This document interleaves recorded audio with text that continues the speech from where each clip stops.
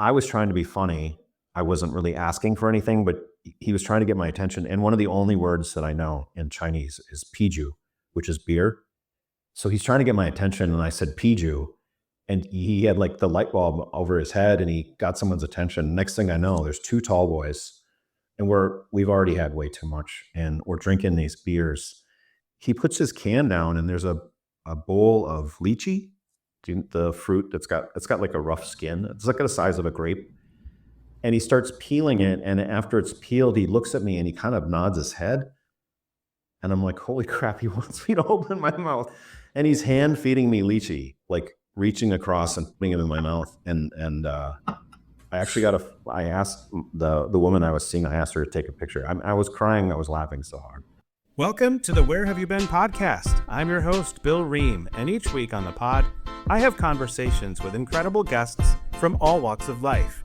Expect to hear funny, crazy, emotional, life-changing, and even sometimes life-threatening stories and experiences that will entertain and inspire you. As always, I appreciate your likes, subscriptions, ratings, and reviews wherever you are listening. It doesn't sound like much, but it truly helps the pod get to the ears of more people who may enjoy it. And check out the website, whybpodcast.com, for links to the socials where you can find pictures from the guests and their stories, and also buy merch if you're so inclined. Now let's get to this week's episode. Thank you for being here. Welcome back into another episode of the Where Have You Been podcast. As always, I'm your host, Bill Ream. And as always, I don't get tired of saying it. You may get tired of hearing it. I will say it in probably every episode. I have an incredibly fantastic guest today. I'm really excited to have this conversation. I have an author, a speaker, and a world traveler on the podcast today. I have Derrik with us. And if you would be so kind, first of all, thank you for being here and spending some time with us. But if you would let our listeners know who you are, Derrik, who are you? I like that, listener or listeners. At least two out there. Yeah, my name is Derrik Dyka. I'm in my mid-50s, and I've been traveling extensively for the last almost 3 years now. I lost my wife in 2023 and kind of made some career changes and just exploring the world since then. Not just exploring the world, but you're kind of sharing some things with others. Like, what else are you doing? I know you, as I mentioned, you've got a book out there. You've done some speaking, or you're available to do some speaking. What else do you have going on in your life? Well, that's a loaded question. Yeah, I started it kind of started, I think, on Facebook. I put a tip, and this was maybe 2 years ago, but I put some like life tips, or you might want to call it death tips, but just some things that you can do in your life to make it easier if you pass, which they're simple steps. And I felt like that would be helpful to people because you just don't think about the end. Most people don't think about the end and what happens. And I've been in real estate heavily for 30 years. And between divorce and death and other family matters, I've seen what happens, the aftermath of family fighting over things that really shouldn't be fought over. And I just, there's some things you can do to simplify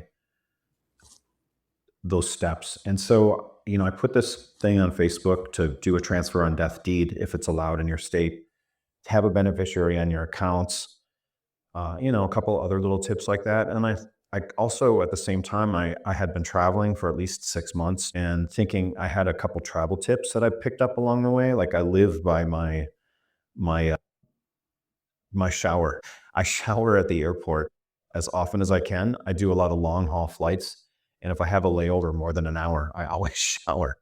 And it's transformative as far as your travel experience. But I wanted to share those ideas. Wait, why? Wait, why? What does that do for you? Just because, and I'm curious because I've never even thought about doing that. And I've never had anyone say that on the pod. So I'm interested. Yeah, I got a tip that a friend told me that he goes to Japan or had been going to Japan frequently enough. And he was saying how there's showers in the airport. And that blew my mind. I didn't quite realize that was even a thing. I've learned there's showers at almost every airport now usually in the lounges, but some airports have special shower areas, including Tokyo.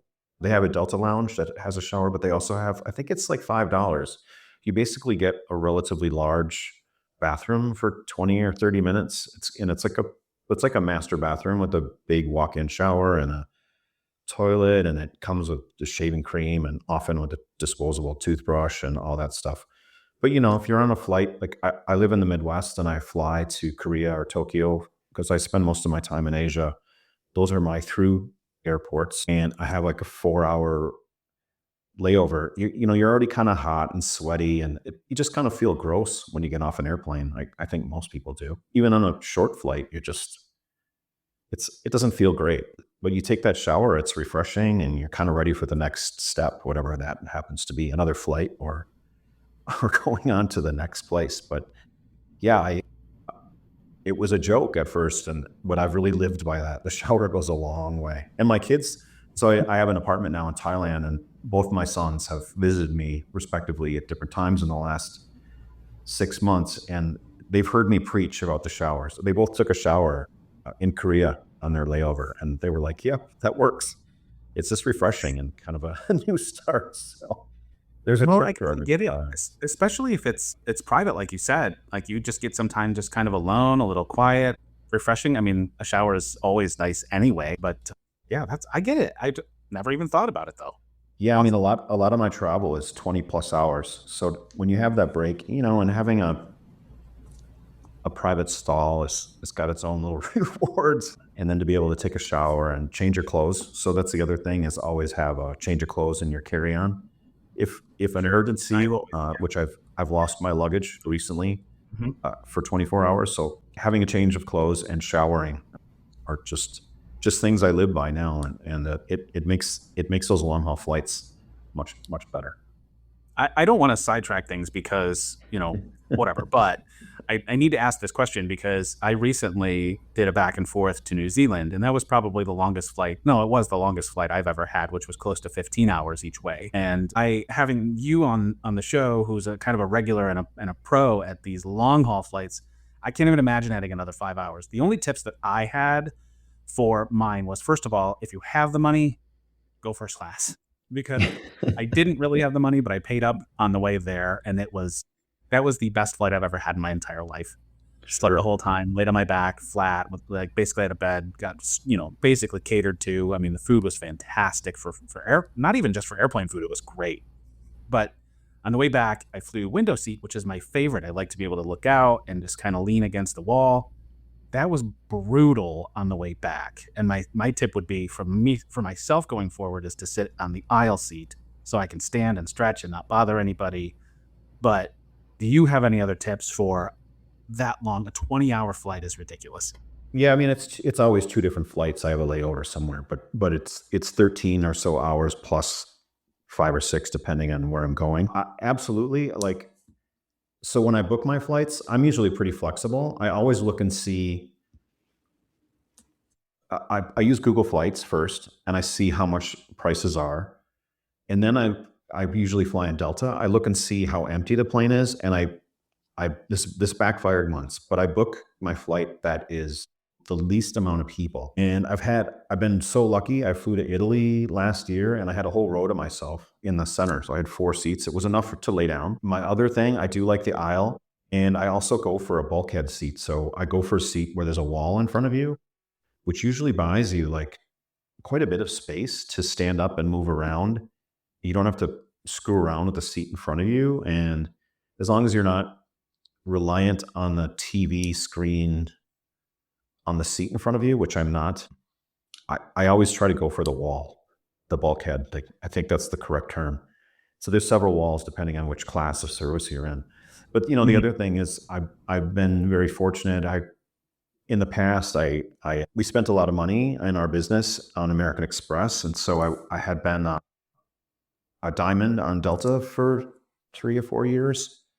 And somehow I've maintained that between spending and flying I don't think I'll make it this year.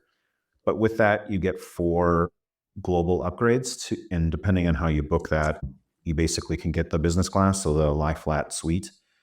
And I would say 50% of the time I get those seats, but I don't pay much for them. I'm manipulating, like, the emptiest seats. The emptiest flights usually means you have a higher chance of getting upgraded. that they don't ever upgrade you to the fly flat suites, but sometimes they'll move you up into the premium select, which is that's more like a domestic first class seat. So it's a little more space, a little better class of service and food. But yeah, I use Google Flights first to price, and then I use whatever airline I'm flying on. If they show you the seats that are available, I book the emptiest day, if that makes sense. Yeah, no, absolutely. Yeah, that's great. And again, and I think I mentioned this to you in the pre-interview, like, we don't do tips and tricks, but once in a while we do throw out some tips and tricks. That's just not primarily what we do on the pod. So Sure. I love little things like that, especially because I plan to go to Australia next year. And so another very long flight from Pittsburgh, Pennsylvania, probably to like Dallas or something. And then from there across the other way around the world. And so, yeah, I will definitely take some tips, tricks. The other thing I would say is whatever airline you fly on, a lot of times, like this happens a lot on Delta, but for some reason, if you use the Delta points, it's substantially cheaper than dollars. It doesn't happen often, but you can sometimes find like some incredible deals by using your points. I don't know why they're discounted that way, but and I don't know if other airlines do that. It's one more tip: use your points if you can, or price it out, I guess. Yeah, interesting. And I think I mentioned this to you as well before when we first spoke. And this is something if you're listening, anybody that works with going.com, please reach out to me. I'm happy to promote you and, become my first sponsor. That'd be great. But if you've never heard of going.com, reach out to me and I'll send you a link for it. And they send out, that's all they do is they look and scour for cheap fares. So if you're a little bit flexible on when you're going to fly and where you're going to go, like the one I'm waiting to come back around again is Ireland from Pittsburgh for like $380 round trip. And so, even if you don't have a points program that you're involved in, you can find cheap fares to fly anywhere in the world. You just have to know how to get it. So yeah, watching for those deals. You can set Google alerts, Google flight alerts. Yes. But if you know where you want to go. Yep. Yeah. Well, but you can do, so I just wrote an article about this. I said, tell Google Flights where you are, not where you're going. But you can set, you can say Pittsburgh to anywhere, or Pittsburgh to Europe, or Pittsburgh to Asia. And you can set alerts for that, I think. You can search that way for sure. I think you can set alerts that way. But, you might find a flight to the UK and you take a train or something. Like, I'm just making stuff up as I go here. But I want to tell you a funny story that I haven't shared this, I don't think, ever in my life, or not on a podcast for sure. But my Beat the System back in, probably the early 80s? No, early 90s. I was in IT kind of at the beginning of the .com stuff, whenever that was. And it was mid 80s. And that's how old I am. I can't remember. But it used to be Northwest Airlines, which got bought out by Delta. And they had a thing, they ran it for about a year. It was called Cyber Savers. And every Tuesday at midnight, I think, they would launch these special deals. There's usually 5 or 6 flights that were just crazy cheap, like $99. But you had to wait until Tuesday at midnight. And what I learned is, if you know IT at all or how the web works, I could go to Northwest Airlines /cybersavers/ the date.jpg. They would do the image for the Cyber Savers in advance. So it was there. There was no link to it, but if you knew how to find it, it was there. Yeah, it was there, and you couldn't buy it, but I could see what the flight deals were going to be in advance. So depending on where it was, I could call friends and say, hey, there's a deal to New York, and I have friends in New York. Like, can I come? Like, what are you doing next weekend? Or wherever the flight happened to be. So I usually had at least a day heads up of what my options were going to be. So when at midnight at Tuesday, I didn't have to think, oh, can I make this work? I already had it kind of set up, and I would just buy it immediately. So yeah, I did that for a long time. That was a Beat the System kind of hack I did. I probably shouldn't. That's awesome. And I'm a nerd when it comes to that stuff. I was really lucky growing up in the time that I grew up. I had an uncle who lived in Albuquerque, New Mexico, who kind of figured out what was coming. And so he bought me my first PC. None of my friends had PCs. Are you kidding me? This was like 1990, 1991, maybe 89, somewhere in that range, around 1990. And at that point, there still wasn't, at least that I knew of, there was no World Wide Web. You either had, like, for me, for just a user at home, I had AOL or Prodigy. And I had Prodigy at the time. There was bulletin boards, you could send emails, everything was on dial up, screeching, you know what I mean? I Right. had an external 2400 baud modem. And, those were the days. But yeah, thankfully for me, I had somebody in my life that knew that stuff was coming, but I wasn't searching for flights back then. So Yeah, that was. I mean, I don't think you could even buy flights like that online. I don't think that was a thing. It's yeah, funny to think how much that's changed. Like we just take it for granted now. But absolutely. how did that even Yeah, work? so Did we have to call? I don't know. I I can't guess. remember. Yeah. Remember those days when you had to pick up a phone? Well, let's do that. I want to make sure that the listeners know. Tell us a little bit about your website, what you're doing, and a little bit about the book that you have published. Well, there's two books that are. Is it one book or two books? It's I two think it's books. Yeah. yeah. That's what I thought. Yeah. Well, so I had these travel tips and some life trips ideas that I wanted to share, and I created a blog. It took me a while to come up with a name. Actually, I wanted to do something with grief and with travel because somehow I wanted to interlace that, but I couldn't come up with a positive spin because my travel really started, at least the last couple of years, as a solo traveler, started after my wife passed away. But I had come home from one of my trips and I was meeting my mom somewhere, and I called her for whatever reason on the way to where we were going, and she made a comment about something, and she just said good grief about whatever had happened to me, and I was like, oh perfect. So I from the restaurant, I registered goodgrieftravel.com on my phone. And then I created a blog and I started sharing travel ideas. And I talked to my friends quite a bit, and they were saying, you really should share your story about how the travel's been healthy for me, mentally healthy for me since my wife passed. And yeah, I tried to write a memoir. That was a really long process. It took over a year, but I finally, through a bunch of different approaches, finished a Good Grief Travel, the book, which is my life and how it's sort of transformed now as a single widower. I don't like that word, but yeah, what I've been up to the last couple of years. And then more recently, I was on a long haul flight and I watched a movie. This was, I guess, 4 months ago now.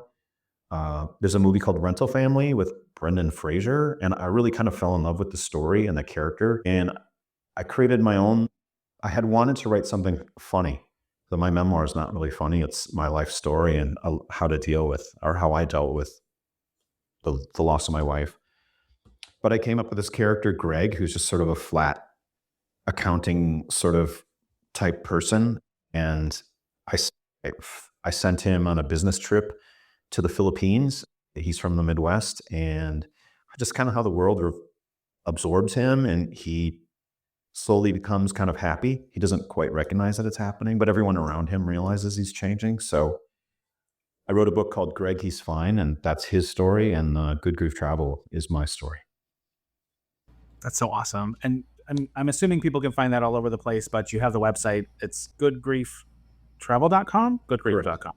Goodgrieftravel.com. Yeah. The Okay. both books are on Amazon, but the links are on my website. I also put like a book club, a reader's guide kind of thing on there for people that are into that sort of thing, and just trying to make it as interesting and interactive as possible. Awesome. Do you have any socials that people can find you at, just out of curiosity? Uh, I want to say no, I do. I think I don't even know what it is. It's Good Grief Travel. I don't know if it's underscored or hyphenated on Instagram, but I really don't use it. I set that up for my kids. I wanted them to kind of be able to see what I was up to when I started traveling, and it turned into, this other thing, but I don't really spend a lot of time. In fact, it drives me nuts because I watch a lot of these younger people and some amazing places, and they seem to spend an eternity trying to get the perfect shot. And I'm just absorbing it and enjoying my time. Maybe that works for them, but I'm living in the moment, which is not something I've ever been good at. And so I really don't take a lot of photos. I'm just kind of absorbing it in. And we've talked about that on the pod too, about if people have listened to this for a long time, they know my feelings on photography when it comes to travel. I do believe that your Insta is good_grief_travel, but not positive. That's just I did a quick glance and I think that's what Thank that you. is.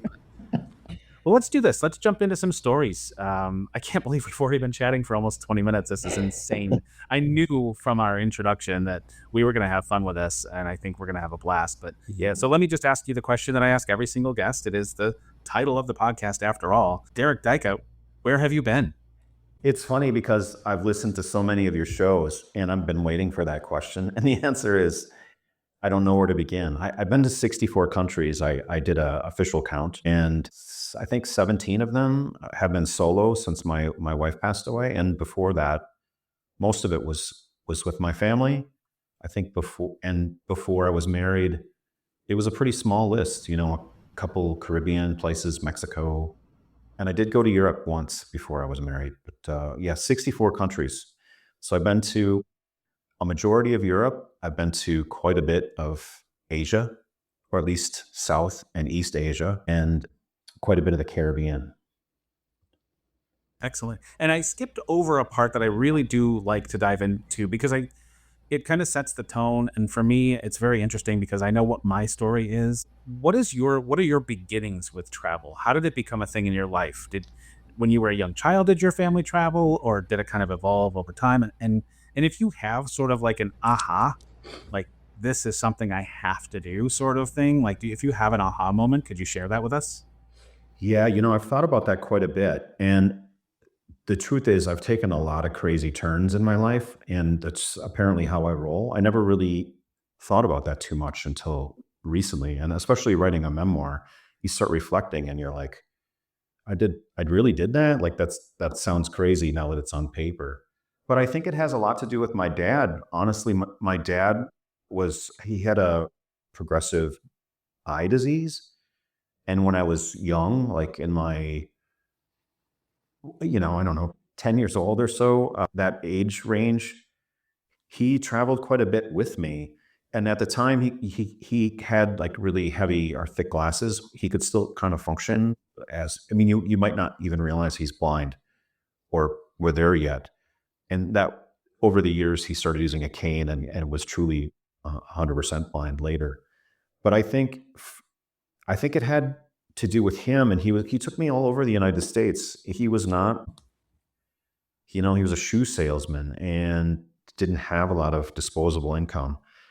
But we took Greyhound buses all over the United States. We took Amtrak once. He really wanted to, I think, experience and really see as much as he could before that was taken away from him. And I suppose that's probably where it began.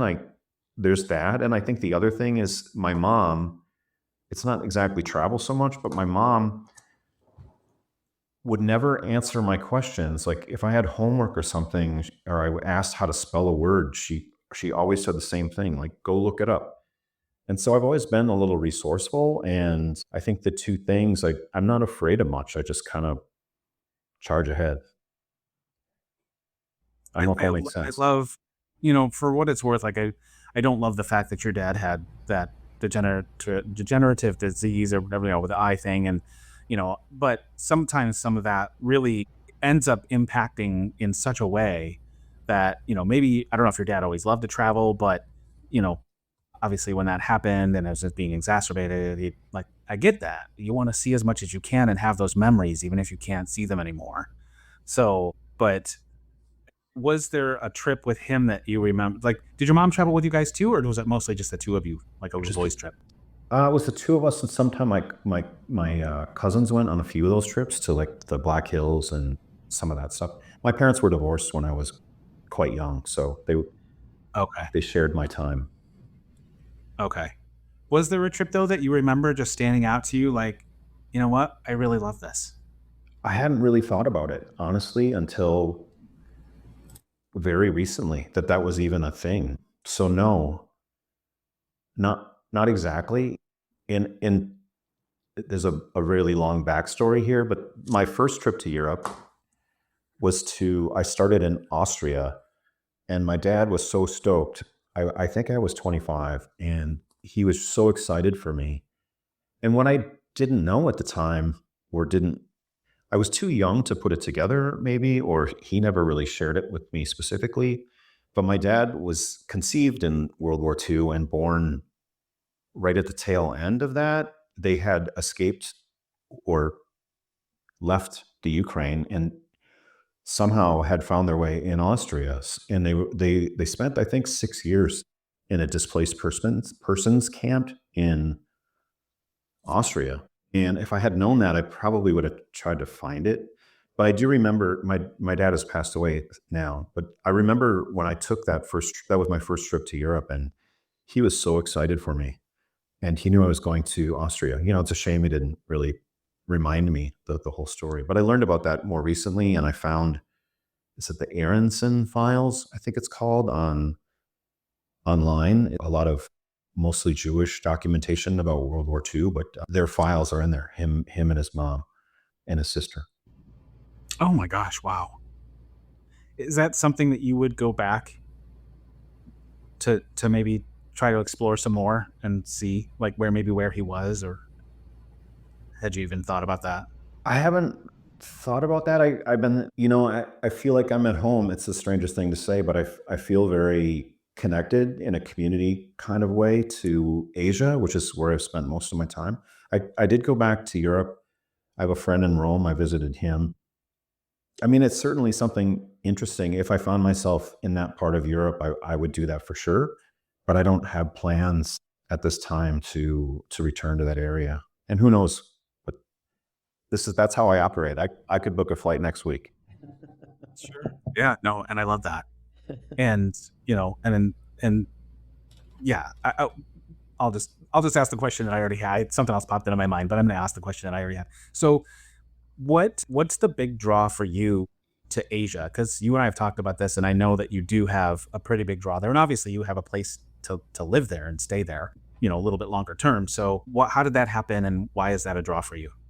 Yeah, well, I mean, it started a little accidentally. I was in a bad place, obviously, when my wife passed away. It was several months later, and before that, I had been swimming, open water swimming, and that was my sort of safe haven, I guess, my yoga or whatever. It was the only way I could really kind of decompress. And I ended up for a few years, I was doing a lot of open water swimming, which I really loved, and I was doing that in Mexico with my wife. We went quite a bit, especially during COVID. Once it was safe to fly, we were flying like every 6 weeks to Cancun and really taking advantage of the almost free airfare in the resorts. But I didn't want to return to Mexico, and I wanted to swim in the water. And my son said, "Dad, you go somewhere, go be James Bond." And I didn't have a plan, but I thought I would make my way to Bali, which I'd heard is a healing place. So I booked round trip tickets to Tokyo for 30 days with the intention of spending a little bit of time in Tokyo and then flying from there to Bali. I didn't actually buy that ticket, the second ticket. I just had my Tokyo ticket. And I ended up leaving Tokyo, I think 2 days early, and found myself in the Philippines, and I went island hopping, which I completely adored. I did after the Philippines, I went to Bali for a few days, and then I came back home to the US. I was only home for a week, and my sons and I had already planned to go to Las Vegas for a convention that the three of us had wanted to go to. And in Vegas, I asked them, like, is it okay with you guys if I leave again? And they were both like, yeah, go do your thing. And How old were they at this time? well, they're 24 now, so they must have been 21, 22, Okay. maybe. He was right around their 22nd birthday. Are they twins? Yeah, sorry, they're twins. That's right. I think you'd mentioned that to me before. I forgot. Yeah, and so I ended up going, I think I flew to Singapore. I can't quite remember. And I found my way to Bangkok, which we went to as a family 10 years ago or so. But I somehow connected with Bangkok. Like, there's just an energy to that city that I can't quite describe, and it works for me. I feel very comfortable there. And it was really I came home after that, and I was home for a little bit. And when my wife passed away, when she was in the hospital, we were talking about some alternatives. We live in Minnesota. We had planned to retire in Colorado, and so we had this plan to leave the state. And I didn't want a barrier here that was important to me. I didn't want that to be her final resting place. So part of the discussion was I wanted to do something interesting. And I had 500 of these stones that are engraved with her name. And at her celebration of life, I asked people to take one or two, or however many of this they wanted, and to leave them in their favorite place. It could be their garden, and it could be Korea or wherever they happen to go. And I still get emails. I just ran into someone yesterday that told me they left one somewhere interesting. Sadly, I can't remember. But I had come home for a while, and I thought, my wife was Chinese. She really had put that part of her life behind her, being Chinese. She was from a small village in Guangdong. And I hated my first experience to China, frankly. It was pretty awful. And I listened to podcasts about people that have been to China 10 or more years ago, and it sounds like that's a little bit universal, or people just didn't like it. Can you expand on that at all? Well, for me, we were in a small town, and it felt dirty and run down, and they are not used to seeing white people. So like traffic actually stopped when we would walk down the street. I can't exaggerate that enough. Like cars would stop and they point and take pictures. Like they'd never seen or not, so infrequently that it was a big deal. And I was really uncomfortable with that at the time. And so was all of that. It did feel dirty and run down. But we went to her village. She wanted her sons to see that, our sons to see that, and which was important, I think. The village is still there. It doesn't have running water. The only electricity they have in these homes, which is still maybe half occupied by people, is extension cords that kind of run down the pathway. Yeah, I mean, it's hard to believe people live like that still, but they do. But I come home and I just decided, I'm going to try to find her village, which was not an easy task. And I made my way back to China. I went to Guangzhou and I loved it. I adored it. I had an amazing experience. I met some friends, and Not friends beforehand, but you made friends, right? well, a combination. I had been doing some sourcing overseas over the last 10 or 15 years. And so I did have a friend in Shenzhen, which is nearby. And I did meet with him, and we became just like chat buddies, I guess, over the years, which is strange. But I see him almost every time I go to China now. He lives in Shanghai, but we're very close. And I thought, I sent him a message. I said, I think I'm going to, be in your area. So I got together with him. He connected me with a college woman that helped me actually navigate my way to the village.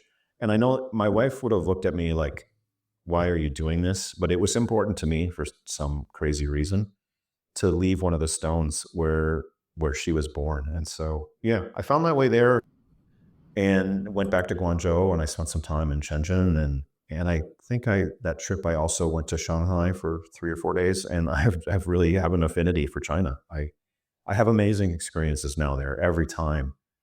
And so that's a little bit of my draw. I did get an apartment in Bangkok mainly because integration is relatively easy and it's also very affordable. And there's 2 international airports, which I have more stories about. But yeah, Bangkok has just become my hub, and I bounce around Asia from there. That's the long answer. You mentioned that Bangkok is a great place to, like you said, a hub, like to be able to just travel to other places from there. So, and I didn't know that before I talked to you. So I think that's awesome. I can't express to you enough how much I love the idea of the rocks for someone who adores travel and is such a big part of your life. And I assume it was somewhat a part of hers as well before, obviously before she passed, but that I love that idea so much. I can't even tell you. And yeah. And I agree with you 1,000%. I'm not in your shoes, but to leave that rock back where she was born, I think that's awesome, man. Yeah, I ask myself daily, like decisions I make. It's not quite daily anymore, but pretty close. I'm like, what would she approve of what I'm doing today, or whatever I'm up to? I know that putting the rock in her village, she would have just laughed at me, like that's how silly I am. It wouldn't have been important to her, but it was important to me, so I did it. And she was really moved when I came up with the rocks. I was able to share that with her. I don't even remember how I found it, but I wanted to do something interesting and different. And I found a place that engraved stones. And ordered 500 of them. Yeah. But travel was much more important to her than it was to me. So it actually has her name and it says Forever Explorer, which she continues exploring through these rocks that have been placed in all kinds of. I've left them in lots of places, and so have many people. So she's really all over the world now. Incredible. Had she done a lot of traveling then before before the two of you had met? Quite a bit. Not, yeah. I mean, I would say it was relatively equal. I know she had gone back to Asia at least once, which is a part of our story as a couple, I guess. She'd been to Europe at least once or twice and all over the US. It was so our before marriage was similar, probably country count. I don't know that we ever compared it that specifically, but But you met here in the States? yeah, we went to college together. So we met in Las Vegas. We both went to UNLV. Is that why she came to the States, was to go to school? No, she came to the US when she was 14.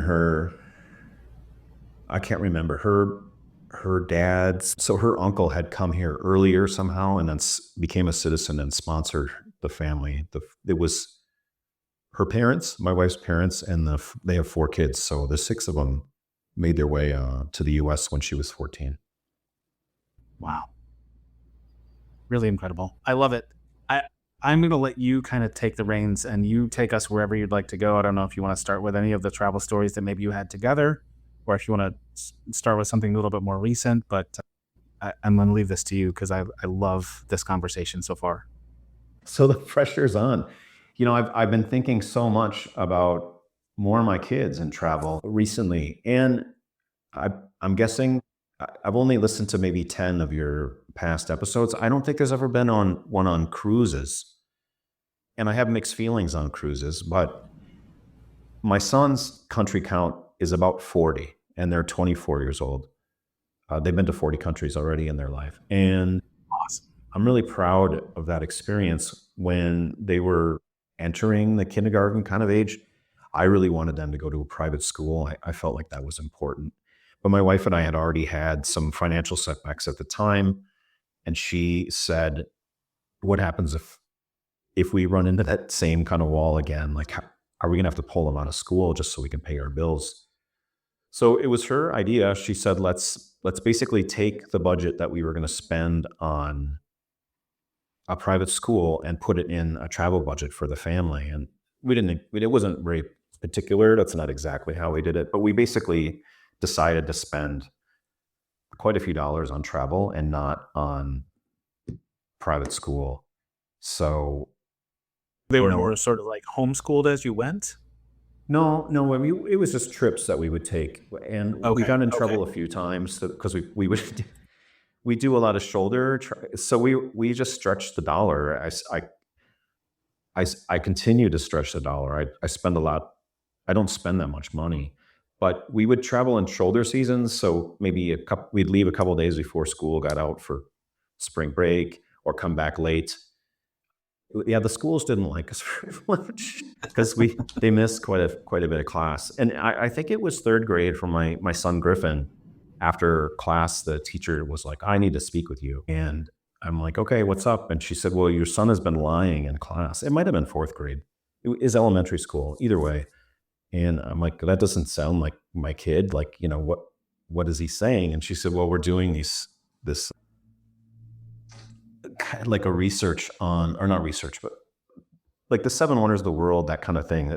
So they were talking about various places around the planet. And she said, every time I bring something up, your son says I've been there. So it made me laugh. And which I think made her more mad because I laughed at her. But so I said, what exactly, like, where has he said he's been? And she said, well, the Eiffel Tower and the pyramids in Egypt. And she gave another example. And I said, well, he's been to all of those. And she was pretty stunned because she hadn't ever left the country, if I recall. And she was really shocked that however old, 12-year-old had been to so many countries. So it was such a great plan on my wife's behalf to apply that budget to a world education, I guess, an exposure of how the world world works instead of a private school. Can we, I think we can clearly agree, and I think you're probably very proud of your boys and how they turned out at this age. And I don't know what they do for a living or whatever, but sometimes that doesn't even matter. But can we agree that just the fact of being exposed to the world and different cultures and different experiences alters you in a way, especially at a young age, that really makes children grow up to be, I want to say, better human beings. Can we kind of agree on that? I absolutely agree. I think there's a bit of a worldview that you gain from seeing how things work in other places. I think, especially in the United States, and I don't want to get like too political, but we're very polarized, and I think what people are missing is what's great about this place. It could be and was once and should be the greatest place in the world, but it's kind of lost its muster because people are fighting about like things that maybe are not so complicated and lots of the rest of the world. And it's one of the most diverse places that I can think of that I've ever been to in the world. So I mean, they used to call us the melting pot. yeah, and it still is. I mean, I think somehow that message is lost, which is crazy because I mean I've been to places where they've never seen anyone like me, and like traffic literally stops when they see me. Like I don't know how many people have had that experience. It's probably minimal. It doesn't matter what color you are, but I've been on airplanes where I'm the only white person, and you know I've had experiences like that, and it is shocking. It's very strange. But I've never felt unsafe or whatever. Yeah. And I think I did an episode recently, very recently, with someone. We talked about the World Cup coming to the United States and, well, to North America, North and I guess Central America. But we talked about that. And I think if you've seen any of the videos, the one thing that I've brought up even before this ever happened, and I've said this, and I just want to sort of have this out there as like an awakening for people who maybe just kind of live their day to day, right? But the things that you hear about another country are only what somebody else puts out there. So you're only hearing other people's opinions, what they say are facts. Even, you can read as much as you want on the internet, but the internet, everything that's put out there was put out there by someone. Even if it's AI, it's only gathering information that somebody else put out there. So you're not getting the true story of a country or a place or a culture until you actually get there and you see it. You see all these videos on YouTube and stuff of all these people that are coming to the States, and they're blown away because it's so much different than they expected it to be, and they're having such a great time. And I mean, I have not heard one single, and maybe that's because that's what's being put out there, but I've not heard one single person from another country that came to the States for the World Cup that has said, the US sucks, I'm not going back there ever. All of it has been the exact 180 from that. It's so incredible. We had so much fun. This was the best trip of my life, blah, blah, blah. It's so much different than what I thought it was going to be. And I think that's something we need to keep in mind is no matter what you read, no matter what you see, no matter what you watch, until you actually experience it, you don't really know. And so I started this podcast as just a way to tell people stories. I just want to hear your stories. But at the same time, it's evolved so much in the last year and a half. I want people to understand that travel is so important. It should be a part of everyone's life if you can somehow make it happen, because it opens your eyes, it opens your world, and it's truly life changing. Yeah, I couldn't agree more. And I don't exactly remember what happened, but it was on my first trip. When I was in Tokyo by myself, and something occurred to me based on media that was going on in the United States, and I actually thought, man, there really ought to be a grant or a tax deduction. Everyone in the United States gets a one-time $5,000 tax deduction if they spend it on travel, somewhere international, to be clear. And I don't care where you go, but go somewhere else and see how things operate. And I think your eyes open and you're like, oh yeah, the way it gets so reduced here, and a little bit of blinders, because things work quite differently and everywhere you go, and which is also, it's fascinating in itself.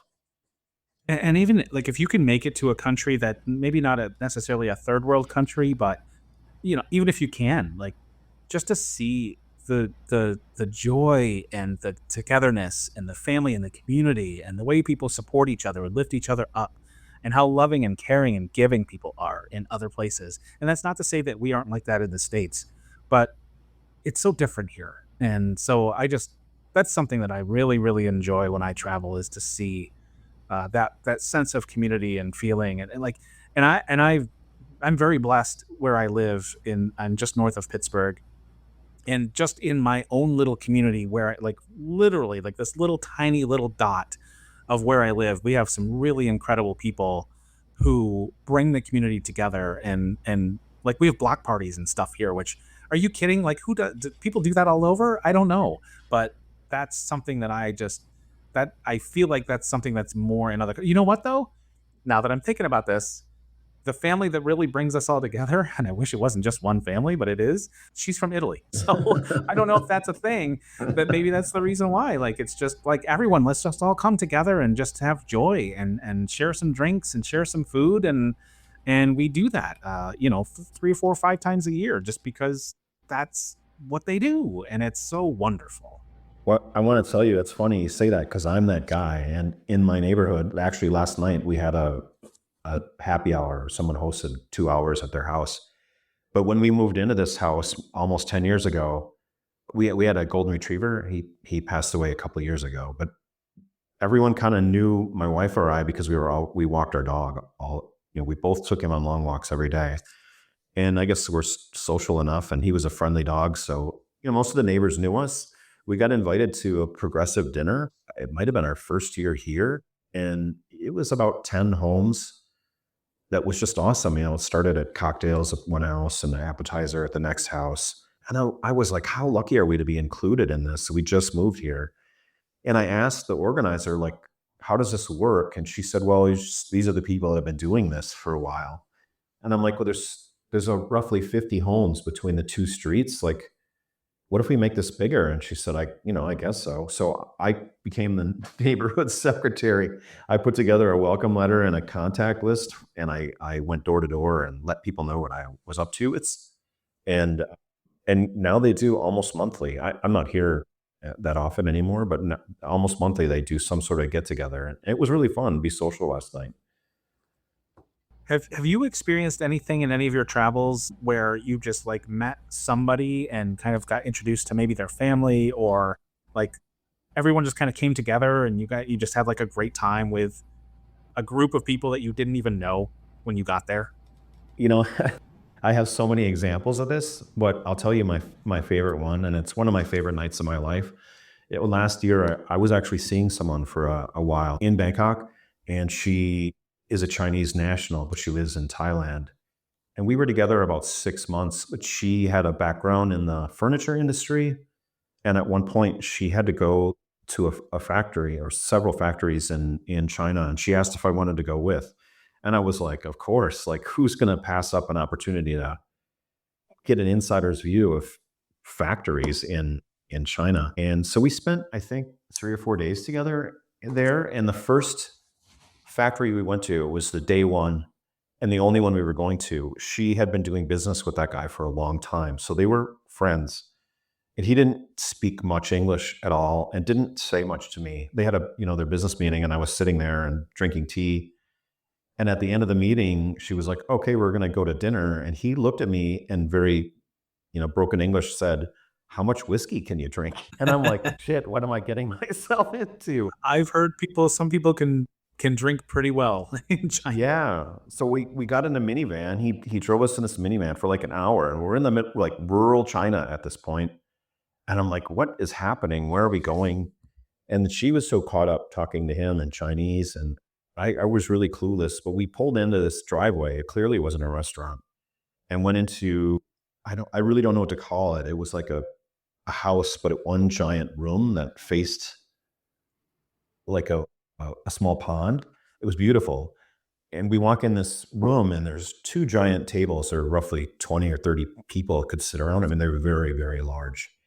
And there's maybe 30 people in this room. They're all Chinese, of course.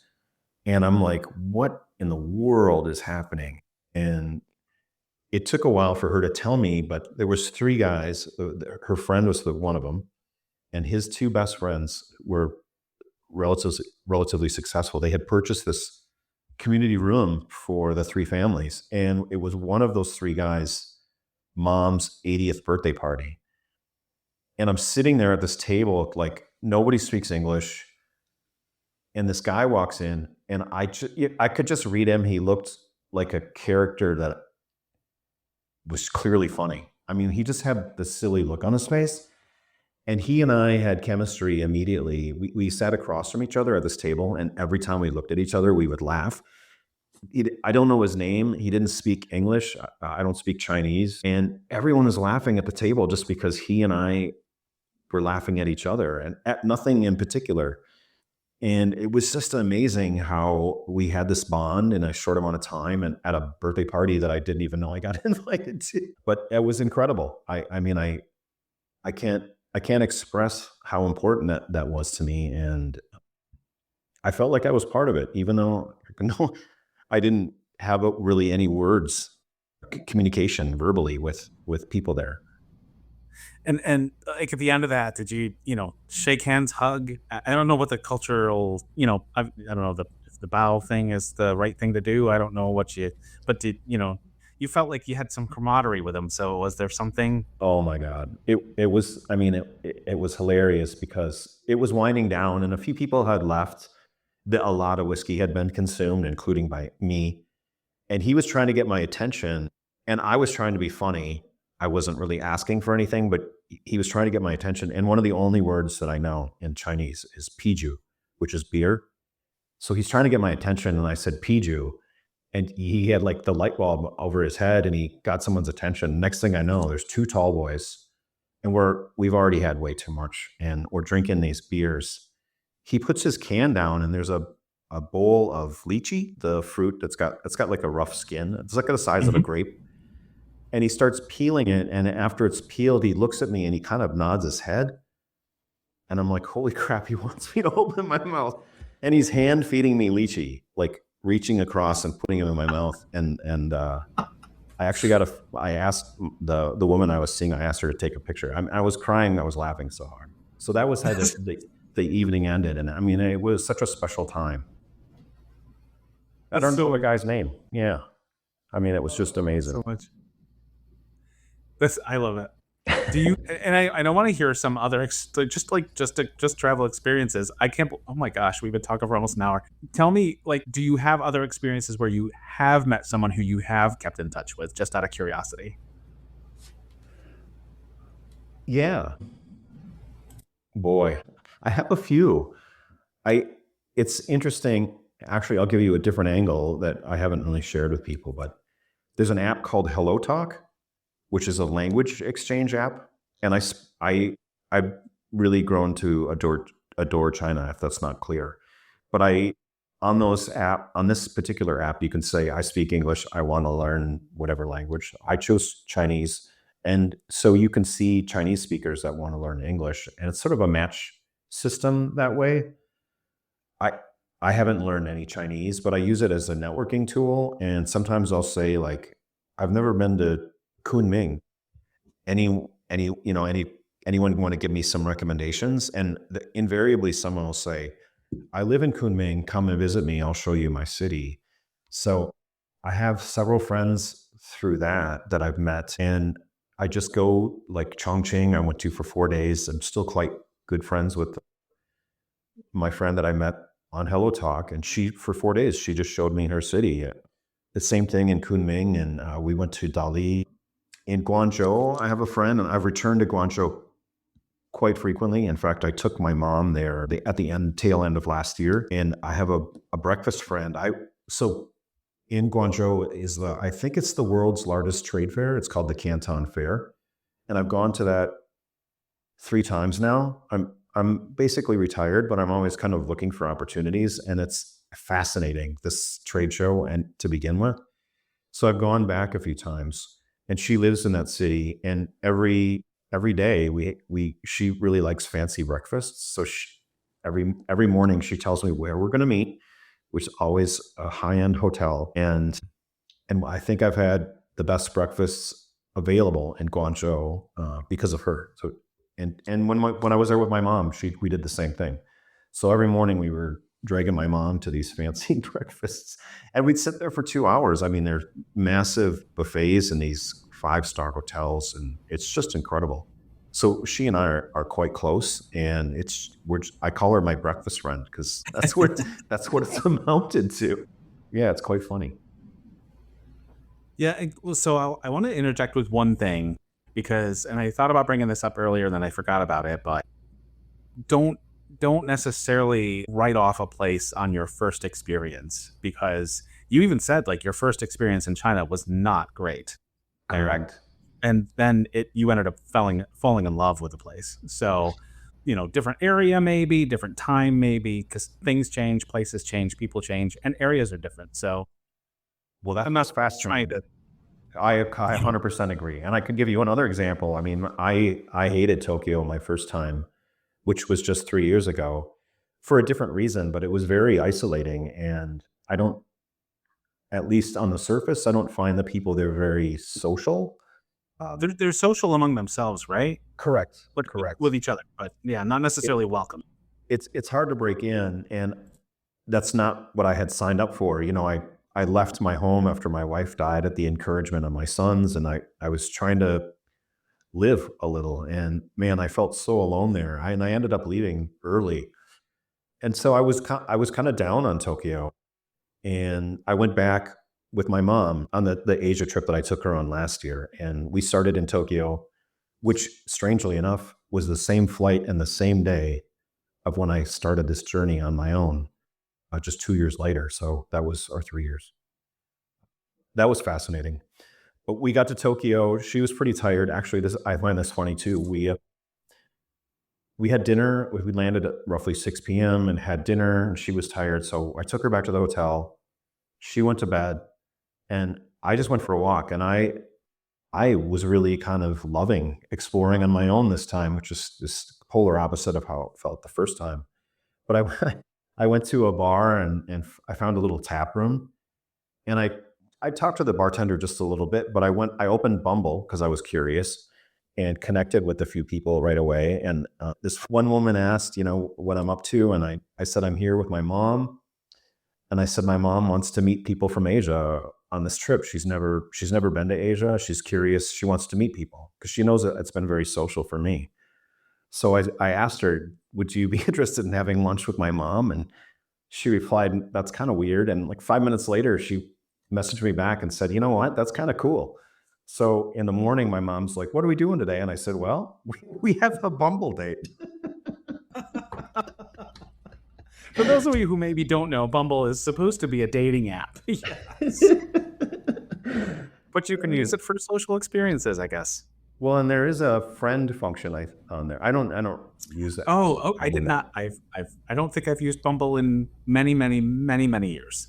Yep, I think it's the best BFF function or something. I was on the dating. I mean, Awesome. in full disclosure, I was on the dating side, but yeah, I was very candid. Just said I was here for 4 days with my mom, and you want to have lunch, and we had a great time. My mom loved it. That's so incredible. So this has been absolutely fantastic. I want to give you a platform because I try to keep I try to keep the episodes around an hour and a half or so. If we go a little bit long, I'm okay with that because I'm really enjoying myself, but just being selfish. But if you and I, maybe we met in travels, we met somewhere and we're sitting at the bar and we realize, I mean, obviously we're both American, you can tell. And we just are sitting at the bar by ourselves and we go, you know what? We start swapping travel stories over a beer or some Chinese whiskey. And like, what are those one or two stories that you like, your favorite ones that you absolutely have to tell somebody and share? Wow, that's tough. Or five, six, seven. I mean, I don't care. As many as you have. Yeah, I like to talk about places, I guess, and my experiences. And you and I talked about this a little bit, but Mhm. you know, on my so this is not necessarily a positive or a pro, but something I would tell somebody. And one thing I learned is I use Google Flights, as I mentioned, all the time. I was in Bangkok, and I just said, show me all my nonstop flight options from Bangkok to wherever, Asia, I probably put. And I'm like, oh my God, there's nonstop flights to the Maldives. And it was like $220 and 3.5 hour flight or something like that. So I did end up going to the Maldives, and as beautiful as it is, and then the water is crystal clear, I can't really recommend it. It's a bit of a downer. And in my own full disclosure, I didn't realize at the time, but when I booked that, it was both Valentine's Day ish and Chinese New Year. So this massive holiday in Asia, and it was exponentially expensive. But I think that's what the conversation would revolve around: trips and places and what to see and what to do. I could go on and on about restaurants in Bangkok, and I think that the one thing I love about Bangkok is and I joke about this with both my sons who like good food and have visited me in Bangkok. But I think you could try a new restaurant every day in Bangkok, and you in a lifetime you couldn't try them all. There's just endless options, and they're usually pretty affordable, and the quality is amazing. So yeah, I mean, a particular experience that's I'm trying to think of one I keep coming back to my sons and traveling with them, and we cheated a little bit over the years because we took cruises, and I think my kids have been on 14 or 15 cruises by the time they were done with high school. And it's a travel cheat, I guess, because you don't really get a full experience of wherever you happen to go. And we did a couple of Europe cruises, and I mean, not just the Caribbean. We did Alaska a few times. But they're great for families because they keep the kids busy and you get some alone time with your significant other. And the other thing, my kids have learned so much from those kid clubs, which I've thought about a lot recently for some reason. But they made friends from kids from all over the world. So they might not have been, absorbing a city, but they're absorbing kids from Russia. And I remember one time, it was the first or second day on this cruise, and they came back to the cabin and said, "Oh, we met the captain's son." And I laughed. I said, "Yeah, sure. That's just some kid, trying to look cool or whatever." And then it was the next day or 2 days later, my wife and I were in our cabin, and the phone rang, and the man said, "This is the captain. Is Oliver in your room by chance?" No way. And wow, yeah. So my kids were rubbing elbows and hanging out with their networking at 12 or 13, and Not even realizing that that's what they're doing. I mean, it was so cool. I couldn't believe it. My wife was like, "Who was that?" And I'm like, "The captain just called them." Like, how crazy is that? But that kid, because I was thinking, do kids really live on this ship? Like, that's not how this works, is it? And it's not. It happened to be the week or whatever, the month that he was spending with his dad on the ship so that he could see him. So his mom was on the ship as well. And it might have been over the summer. I don't quite recall. But man, we got royal treatment after that. He went with us on some day trips where we would leave the ship. And the first time we were leaving the ship, the guards or whoever they are, they kind of check you off the ship. They looked at him and they were like, "I'm not sure this is supposed to happen." And then they got on their radio, and man, we had royal treatment. Like, they wanted to check to make sure the kid's captain's supposed to be leaving the ship, and then they realized he's with us, and they gave us whatever we want. That was a Princess cruise, and they do this thing called Movies Under the Stars. So there's actually a big screen on the pool deck, which I loved it. It was one of my wife and I favorite things to do. And even in the Alaska cruise, we were bundled up with wool blankets they provide for you, and eat popcorn and watch a movie out in the open. But we were doing that once, and with my kids' names, Griffin and Gavin, and Oliver was the ship's captain name's son. And they came back with all this candy. Where did you get that? Because that's quite expensive on a cruise ship. And of course, Oliver came up with it. But yeah, and we did a Northern Europe cruise, and I think they were probably 14 at the time. They were whatever the bottom age of the teen club is. And I was thinking, oh, it's going to be tough because they just passed that threshold and they'd be the youngest kids in this group. And I didn't think the group would be welcoming because it was, kids up to 18, I guess. And man, they were great. I remember the guy that connected with them the most was a kid from Russia who was 17 or 18 years old, and some kids from Sweden, and they're hanging out with them and having the time of their life.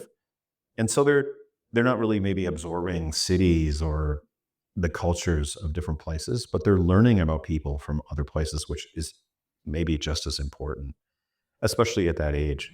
So, and with their peers, like it was just an amazing opportunity. Yeah, that's fantastic. I've only been on one cruise ever, and it was a brief Caribbean cruise, and it was nice. And I think that's something we should probably point out too. And again, I'm not trying to make this into a podcast where we like give instruction or this is the details of what you should or shouldn't do. But some people listen, I think, listen for the stories and maybe haven't traveled that much. And I'll say I think there's a couple of different kinds of cruises. I think there is just the fun, let's just get away and it's the same thing with just regular travel. Yeah, I can go to a resort in Mexico and sit on the beach and have, unlimited cocktails and unlimited food and whatever and just stay in this place. I'm not experiencing Mexico, but I'm having a great time. And I think there's those kinds of cruises, which is kind of what we had when we did our Caribbean cruise. And granted, we had a beautiful time in St. Martin and St. Thomas in the Bahamas, but it's so brief. You don't, you get a taste of what they want to show you. Right. You don't really get a taste of the culture necessarily. But there are also cruises where it's almost like getting free samples from a place where you can try out a little bit here and there. So you get an idea. Do I like this or do I like that? And those are the kinds of cruises which I think if I was to do it again, those are the kinds of cruises that I would choose. The ones maybe European like river cruises or something where I can actually go and get a little bit of a feel for the vibe of a city or a town or a country and know, do I want to go back there and spend a week? That's the kind of cruise I think that I would choose if I do it again. Yeah, that makes sense. It's funny you say that because I used to call them sample plates, which is kind of what they are.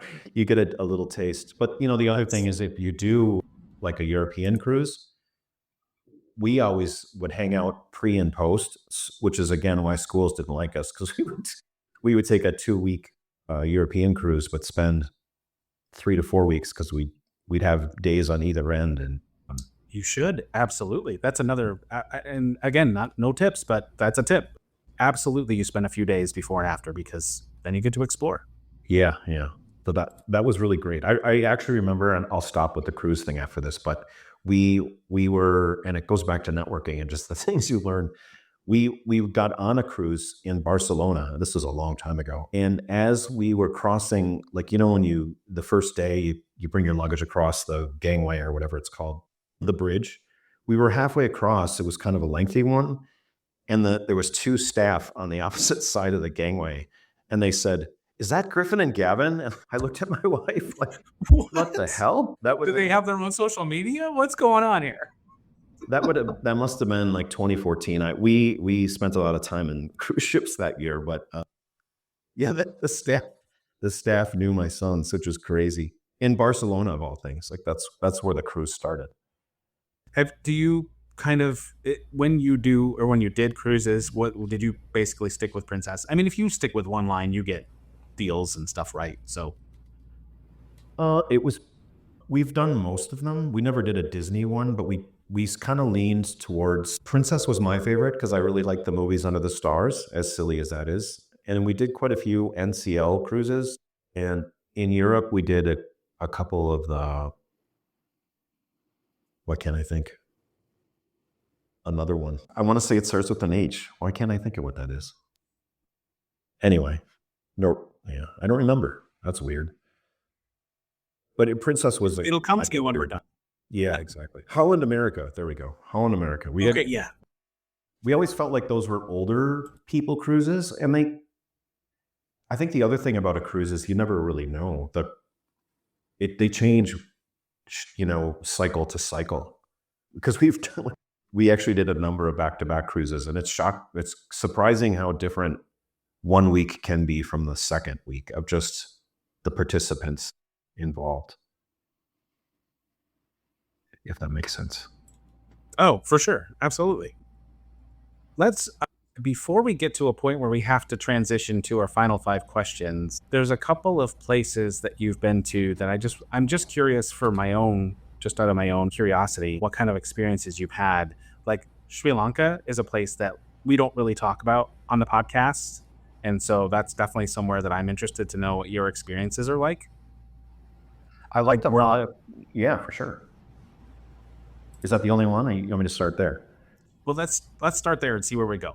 Yeah, so Sri Lanka was really interesting, and I loved it on a lot of levels, and I didn't love it on some others.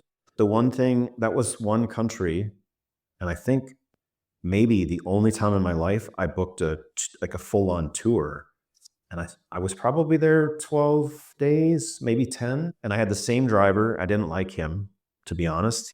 I found him very unhelpful, but every day he took me to the next place. And so, that part of the trip I didn't like so much, because he's like, you have to tip these people. And then, so he kind of gave me grief about not tipping people. And then he's like, you gave him too much. I'm like, I had asked for what, give me some guidelines. And now he's like, well, now the expectations are too high. And I'm like, okay, I asked what I should do here. You didn't help me. And now you're kind of telling me I'm wrong again.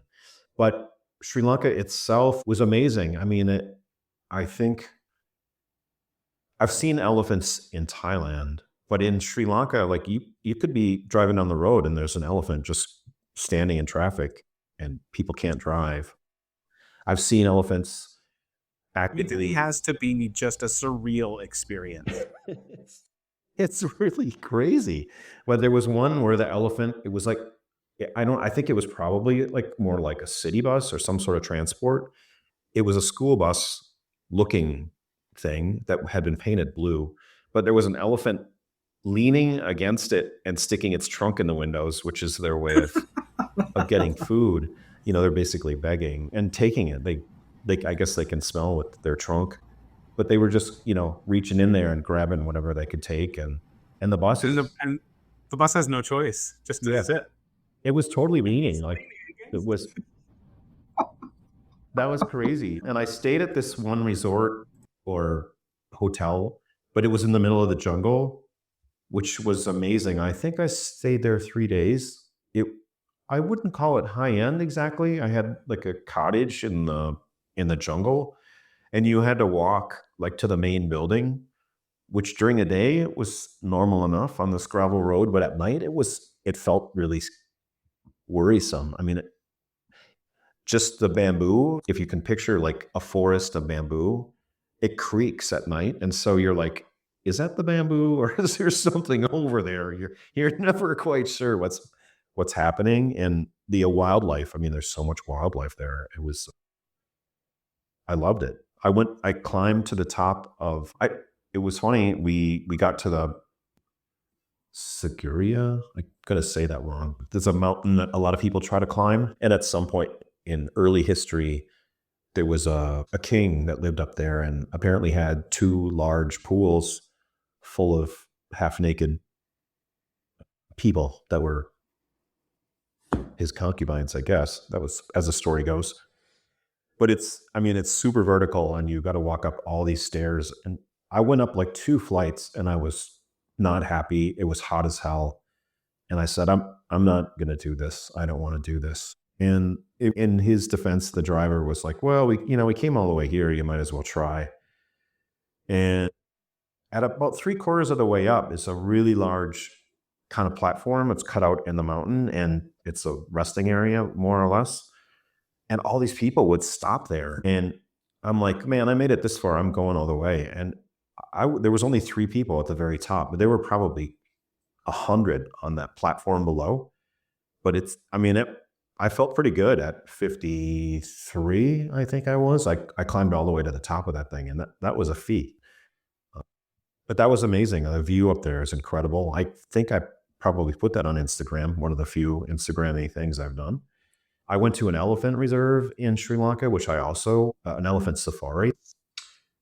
I was the only person on this Jeep, and the guy just said, "Tell me when to stop, tell me when to go." And I remember there was an elephant that was just parked on the side of the road, not doing anything. And I asked him to stop. And I felt like I just looked in that elephant's eyes for at least 10 minutes. It was fascinating experience. I felt like the elephant was looking at me, and it was just this quiet moment. And I actually remember that vividly.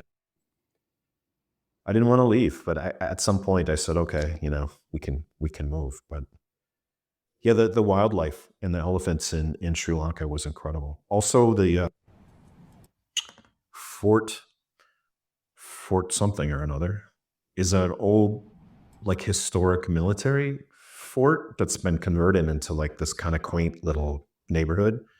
That was awesome. I stayed at a former barracks that had been converted into a hotel. And it was just like kind of felt like an ancient town like you might find in China or Vietnam. Yeah, I love that too. That's my Sri Lanka So would you spiel. would you recommend Sri Lanka? You know, Sounds like you would. I would, but I that would be one place. My friend called me the other day, and I keep telling him to come visit me in Bangkok, and I was half joking with him late last year, but I'm like, hey, I found this cheap flight. He lives in LA, but from LA to Bangkok next month. And he called me the other day and he's like, let's plan something for next year. Because when you brought up the flight in 1 month, like I about had a heart attack. Because he's a planner, he wants to research everything. I think Sri Lanka is a place where you should do some research and figure out what you want to do and map it out well in advance. That's not a show up and see what happens kind of place, and which is how I travel. So that was probably the other part of it, that it wasn't the exact flow that I normally do. But it's worth it if you do make the plan. And Yeah, how long do you need to spend? Because I talked to people who, like, Egypt is a place that comes to mind, where I've talked to people who've been there for 4, 5, 6 days or a week or something, and I've talked to people who absolutely can't stand the place and would never go back. And I've talked to it's one or the other. I've never had someone just say, like, it's okay. I've had people say, I either can't stand it, I will never go back, or it was life changing and you have to go and you have to spend like a month. sure. Like, So that was Egypt for our family. Was We'll never go back, and we got stripped down by the police there. That didn't help. But I'm sorry, what now? we were at the pyramids trying to take a family photo, and these officers of some kind, they had uniforms, were on camels, came over and said, "Oh, we'll take the picture, this family photo." This is before phones. It was a Canon Elf. Remember those? And Oh so yeah. we handed the camera to him. He took a couple pictures and then wouldn't give us a camera back until we paid him. This is a uniformed something or another. I don't know if he was police or military, but yeah, they wouldn't. Yeah. They held our camera hostage. Yeah. Sometimes those people can be corrupt in certain places. Yeah, but I I've mean, heard stories. it just didn't feel that. I think that was also strange. That was on a cruise. We were in Egypt for 2 or 3 days, and I mean, we had an armed guard. We had like a caravan of these vans and with armed people, and I mean, that just didn't feel normal. I do want to mention, because I've thought about this a few times in our conversation. Another thing that I've brought up before on the podcast, and I hate to keep doing this, but you and I talked about, you said you have your own feelings about photography, and I have my own feelings as well. I'll share mine real quick. And mine are, take some photographs of really impactful places to have just those memories, but it shouldn't be like every single thing you do should be searching for that perfect photo. It's more of like, this is a moment that matters to me and I'm going to take a picture of it. Or, like, when I was in, for example, when I was in Machu Picchu, there were many different photo opportunities. Of course, I took a lot of photos when I was there, but the most meaningful ones to me are the ones that are like at the top of, like, there's Machu Picchu, and then there's two other like peaks that you can climb to. We went to the second one, not the Huayna Picchu is the biggest one, but up there, I mean, first thing in the morning, super peaceful and serene. The clouds are at your level. You're I don't know how many 7,000 feet above sea level, and the like I said, the clouds are at your level. It's just so beautiful, and you have to try to capture that, right?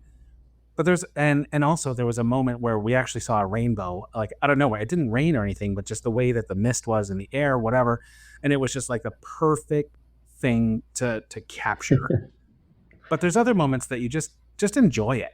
Just visualize it, enjoy it.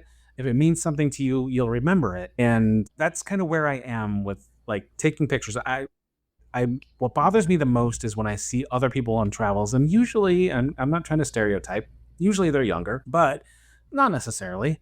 Although I'm older, so but it's like every single thing needs to be the right photo. And I think you kind of alluded to that earlier. I think maybe you feel the same way. I do. I really do. And it made me think of something too. Like I've spent a lot of time like island hopping in the Philippines and Thailand, and it made me.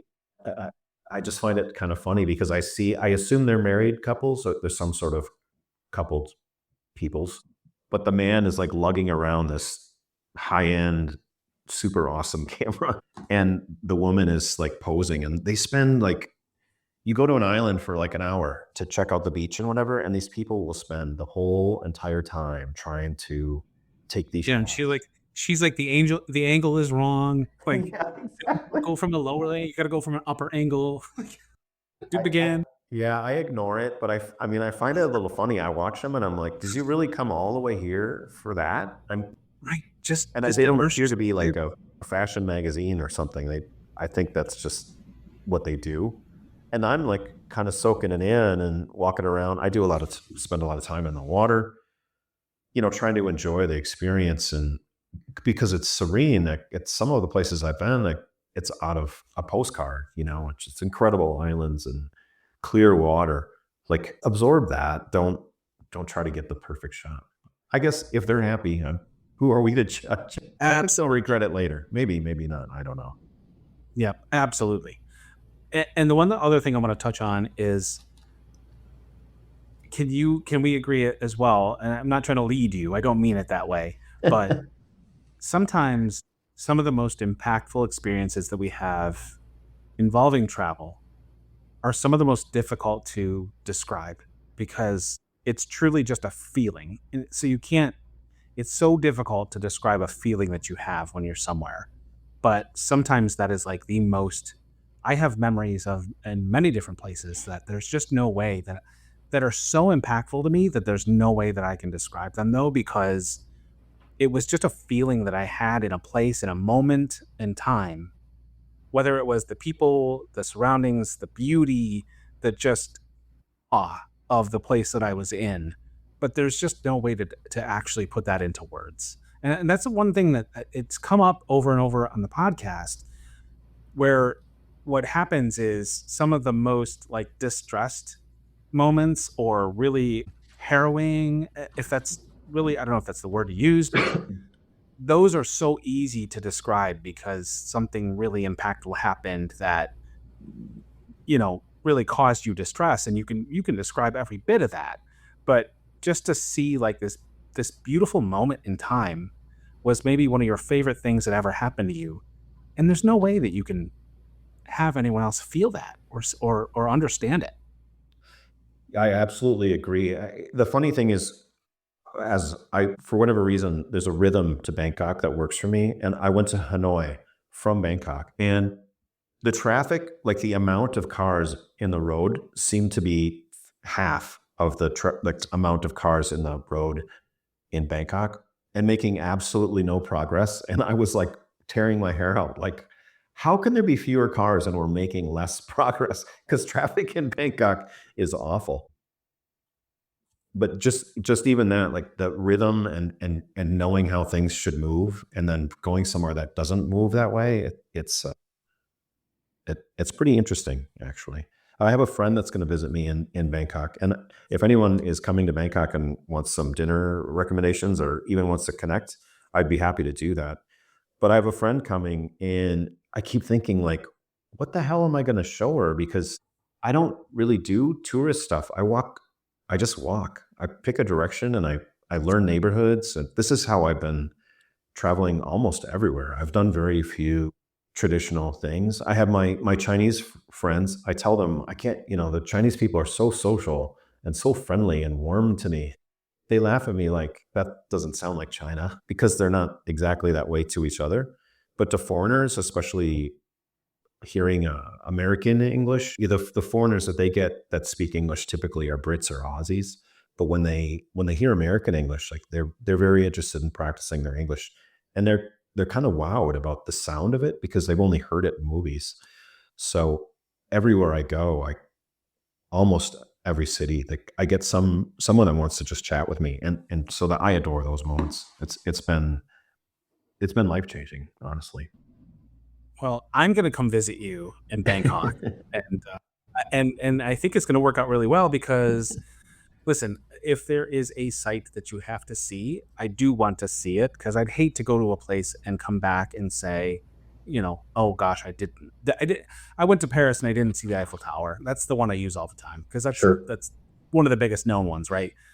But I want to be more immersed in the culture and I want to know more about like how people really live, not what they're putting out there for the tourists. I want to experience real life in a place that I'm in. And so I'm down. So when are you going back? I actually leave on Tuesday, so 4 or 5 days from Okay. now. And how long are you there for? 3 months. Nah, I don't know if I can make it happen that quick.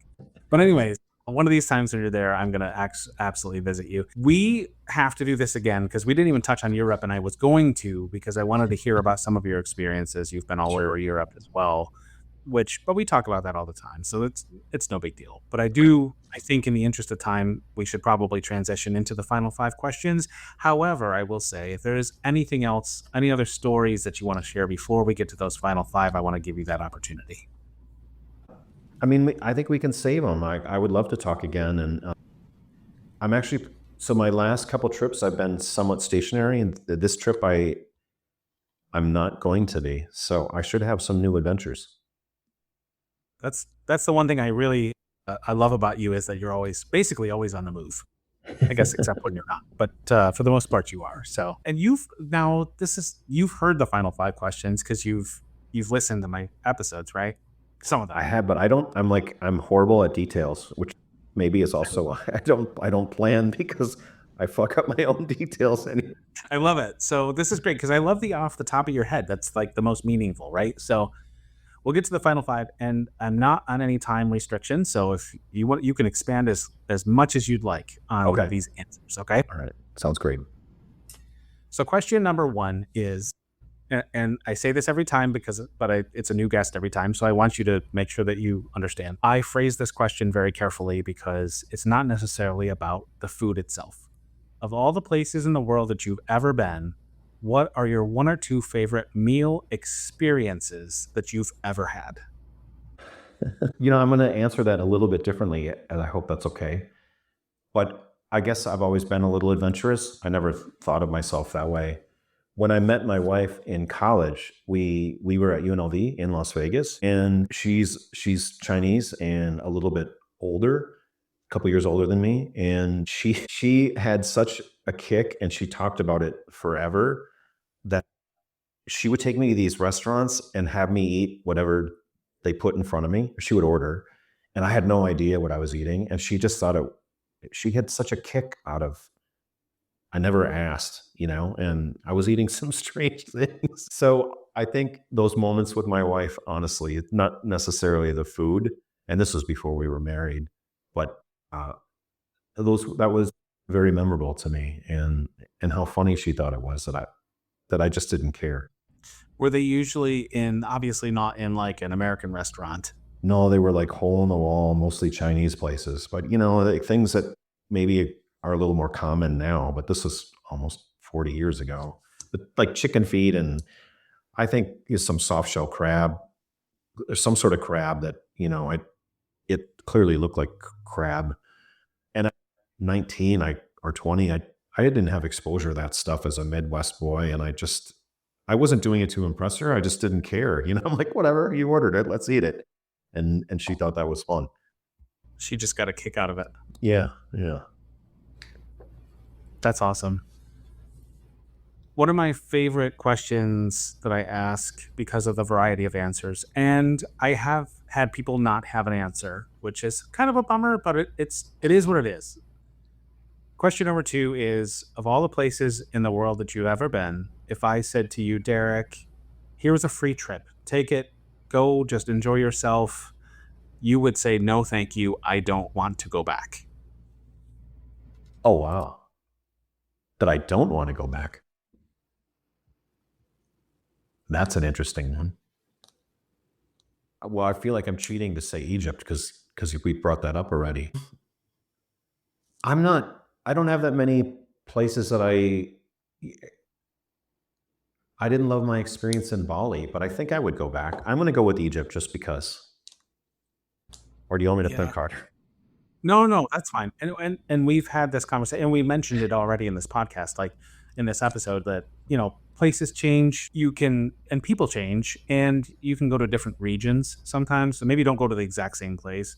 And I've talked to people who even Tokyo was maybe their answer, but maybe you don't go back to Tokyo, you just go to a different place. And so, yeah, You know what? I got one. I got a unique one or whatever.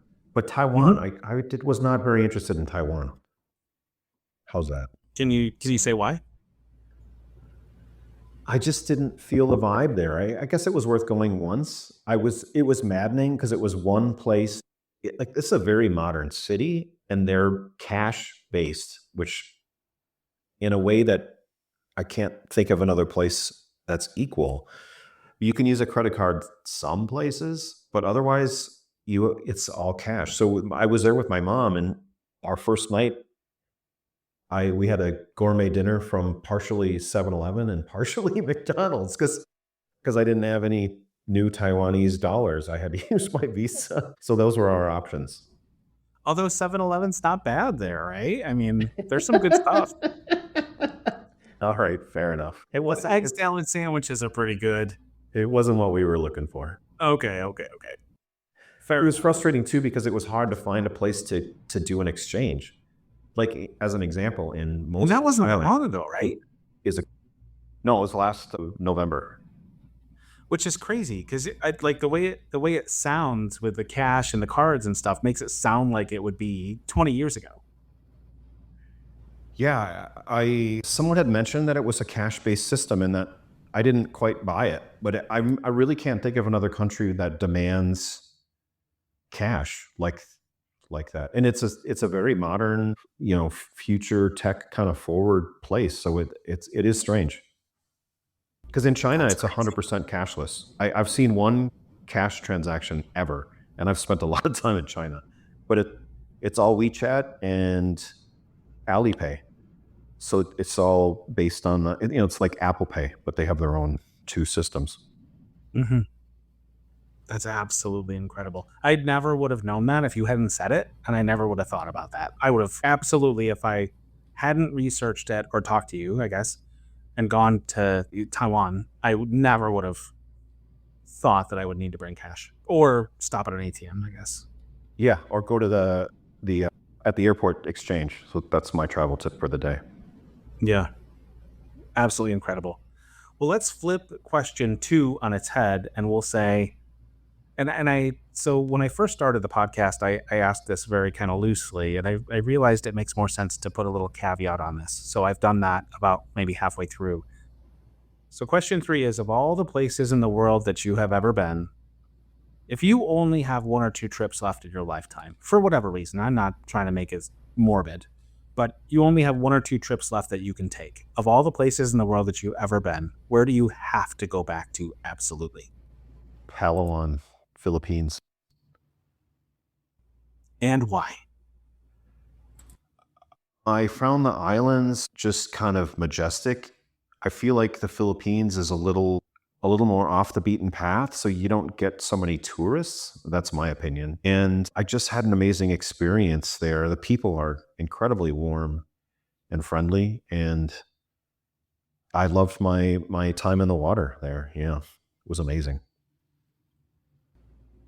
Very good. Question 4. Of all the places in the world that you have never been, again, same caveat, 1 or 2 trips left in your lifetime, where do you absolutely have to get to? Well, that's tricky, but I'm just going to say India. I haven't ventured there. I feel like that's a place you need a guide or a insider, and I haven't. I mean, I've gone a lot of places by myself. I don't feel like I'm ready to do India by myself, but I would love to check it out. And why? Why would I want to check it out, or why don't I want to go Why, back? why, why is that the place that you have to go to? I've been a lot of places, and it just looks pretty incredible in the history. I feel like it's a place I'd like to touch, and I haven't had the gumption to do it. That's my reason. Okay. And the final question I have is pretty easy because you'll know if you have an answer.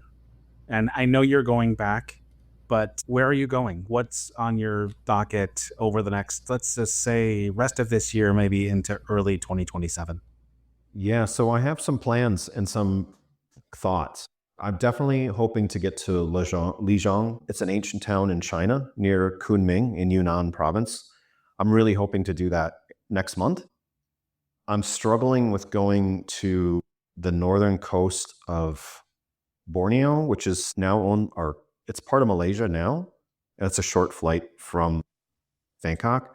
Koh KK, they call it. I can't think of what that stands for offhand. And I'm also strangely considering Kazakhstan, which I'm not sure why, but it's shown up on my radar.